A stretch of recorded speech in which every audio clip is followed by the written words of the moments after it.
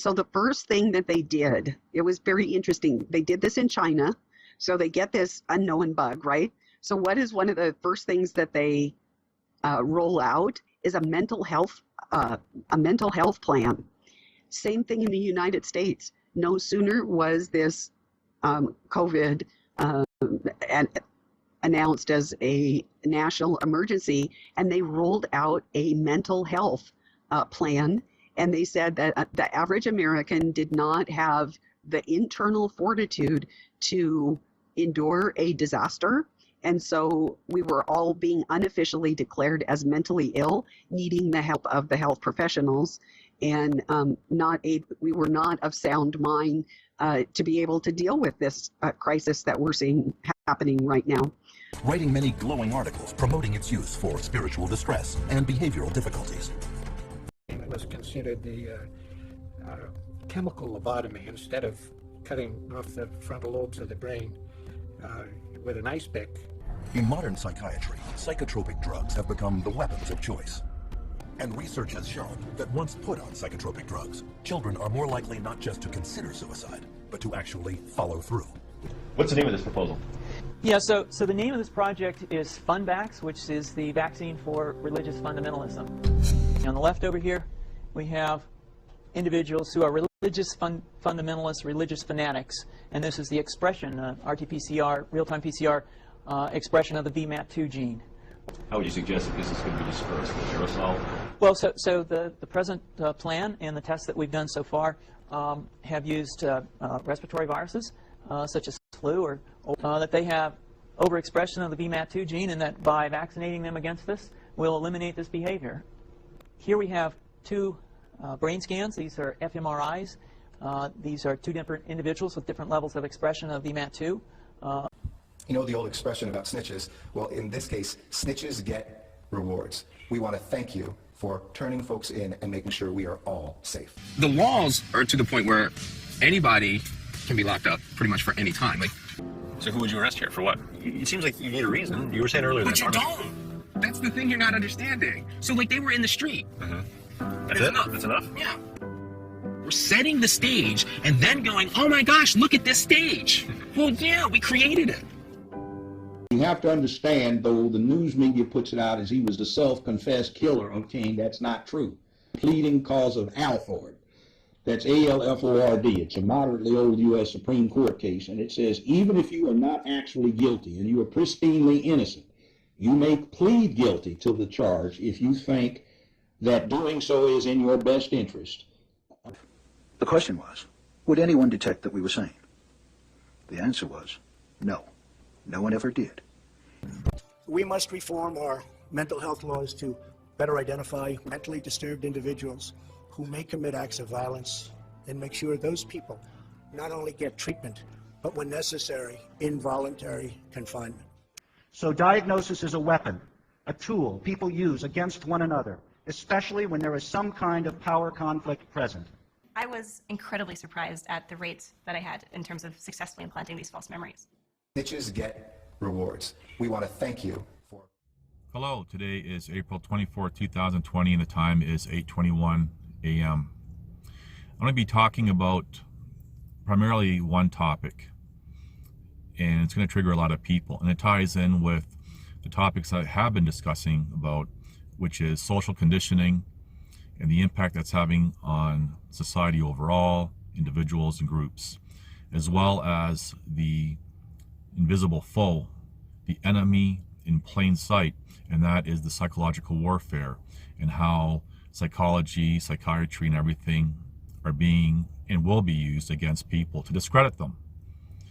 Now, I've also talked about the tiny house movement and how there's a big push for less is more, zero impact nonsense on the earth, and all this other stuff. And it's all going to tie in. And then I'm going to talk about an interview that I seen, I think, a year or two ago. And there was a passing comment. I believe it was a billionaire, and I can't find that video for the life of me. It's gone. Now, it's not to say it's not up there, whatever. But I'm going to touch on that in the end. So going back to the social conditioning and the tiny house movement, and I'm tying into what I want to talk about. And again, it's going to trigger some people because some people are real diehards about this. So the tiny house movement, the van life movement, and the nomadic lifestyle is a real glorification for this. And I do talk about this more in depth in another video. Less is more. That's the whole idea. And a lot of people have bought into it, tried it, maybe lasted 30 days, failed. They just couldn't handle it. Some people, truly, it fits their character, fits what they want. Great. And I'm not dissing this at all. But the key is less is more. And this ties into diet. There's been a real big push for a long time, for example, about veganism, and that being a healthy lifestyle choice and everything else. Now, before I continue, I just want to say that some of the arguments that vegans, for example, do have with the treatment of animals for the production of food, I get it. Animals are treated very poorly, and it's sad. It saddens me. And I will say this, when I was in my teens, I did have a job working in a slaughterhouse for beef, and it crushed me inside. I wasn't there very long, but someone offered me a job. Money was really good, you know, for a teenager back then, so I took it. And so I have that firsthand experience of actually working in a slaughterhouse. So it's not like I'm just researching stuff online and making an opinion. It's not an opinion, there's an observation, firsthand observation on my part. So I get that argument. But they're really promoting the whole idea of veganism being a healthy lifestyle. And there's now long-term reports coming out showing that a meatless diet is very unhealthy. Now, there are some people who can adapt to that pretty well. Great. I'm just generalizing here. And there's even former vegans coming out for a long time now saying that that diet, that lifestyle, almost cost them their life. And vegans are primarily, when you listen to most of the arguments, it's all emotion-based, and that all ties into what I've been also talking about, the cycles of civilization and what the majority are now. And I'm not being disrespectful or criticizing anyone, you know, it's your choice, whatever. But the reality is the appearance of the success of a vegan lifestyle is based on supplements and everything else that needs to be done, and you have to take this and eat more of that, and there's a large quantity of food, and it's expensive to supplement meat. And I know people who are vegans, and to see how much they have to eat at a meal to be satisfied and get the nutritional or close to the nutritional value and still not even be successful with that, it's amazing. And the cost factor of those kind of diets are way higher. Now, just want to be clear, I'm not trying to convince anyone not to be a vegan or a vegetarian or whatever. That's not the point of this. What I'm trying to highlight here, and what I will be highlighting, is the social conditioning behind it. And people think that, oh, eating seeds and eating lettuce and all this other stuff is healthy. It's not. Now, I've said, if you want to get to the truth of something, use related, unrelated, direct, indirect, independent, and not independent sources to confirm information. So I'm just going to briefly mention, when you look at a survival situation, say you're out in the wilderness and you have to survive for a long period of time, a vegetable diet or a plant-based diet, you will die. You will not survive. People, for example, build out what they call bug-out bags or grab bags, like survival bags. If something happens, you grab the bag out the door. You should have what you need. And I've talked to people who've put granola bars and sunflower seeds and all this other stuff in their grab bag thinking, okay, well, this is going to sustain my family. No, it's going to kill you, because you don't have the nutrients, you don't have the sugars, you don't have the salts. and we see a big push. Now, I'm not saying the sugar is great, but you do need sugar. If you're out in the wilderness trying to survive, two of the hardest things to find, and I'm not saying it's impossible, you really have to know plants and vegetation to get these foods. And apparently some of these sources for, say, sugars and salt don't taste very well, can upset someone's stomach, whatever. I digress. But without sugar in a survival situation, your brain function starts to slow down. And that can be very devastating, because if you're not thinking clearly and you become disoriented, you will die. Salt is another thing. Salt is the essence of life. We see, for example, triathletes and stuff, they do a race and at the end they collapse. They drink a lot of water, they flush all the salt out of the system, boom, heart issues, they die of a heart attack. Salt and sugar are essential for survival, as well as there's nutrients in meat that you need, that you will not get from plants. And this is where people who are vegans supplement with pills or whatever to offset not having meat. It's a very unhealthy lifestyle.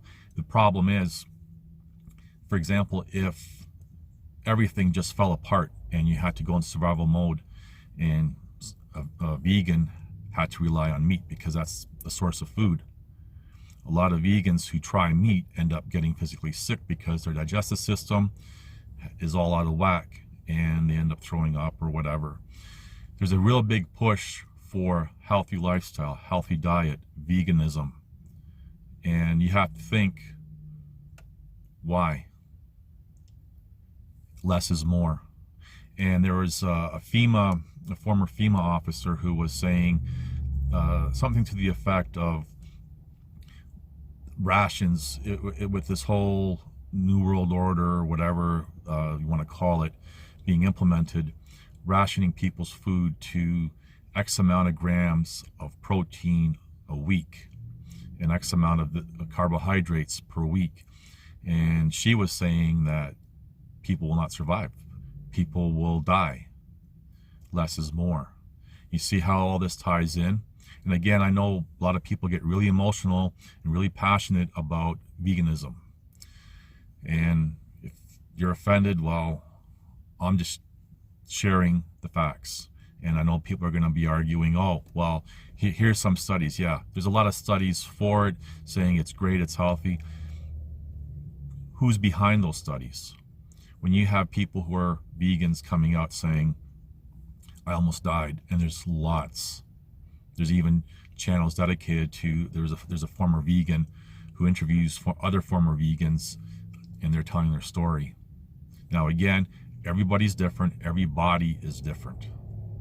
Some people can function fine like that for a longer period of time, but long-term studies are showing no. So it's all about less is more. Live in a tiny house, live in a van, live in your car. And there's people who are living in those conditions because they have to, they have no choice. That's a different topic unto itself. Eat less, you don't need meat, you don't need this, you don't need that. Eat seeds, eat a piece of celery. There's an agenda behind all this. Now, the video that I watched of a few years ago, something very interesting was said, and now it makes even more sense. What they were saying was collapsing, this individual was saying collapsing the entire global economy. And there's going to be a person who apparently is secretly has pretty much all the money in the world. So the people that we know of are dwarfed by this individual. And it was said that this individual is going to bail out the world with their own personal money, whatever money they have. So the interviewer said something to the effect of, well, you know, most of their money is going to be gone. Why would they do that? And the reply was the most interesting, because that's how you buy the world. You buy the people. So it's no different than investing. Say if you had $50,000 of your own money, you want to open up a business, you take all your money, you dump it into the business. Yeah, that $50,000 that you saved is gone into the business, but now the business will eventually repay that back and then hopefully become extremely profitable. And then not only do you recoup your money, but you get more money, but you own the business. And that's what this individual is trying to imply. So that's really all I wanted to say, was everything that people, human beings, are being socially conditioned to accept. You gotta think about it, okay? So thank you for watching. Please like, subscribe, comment, and share.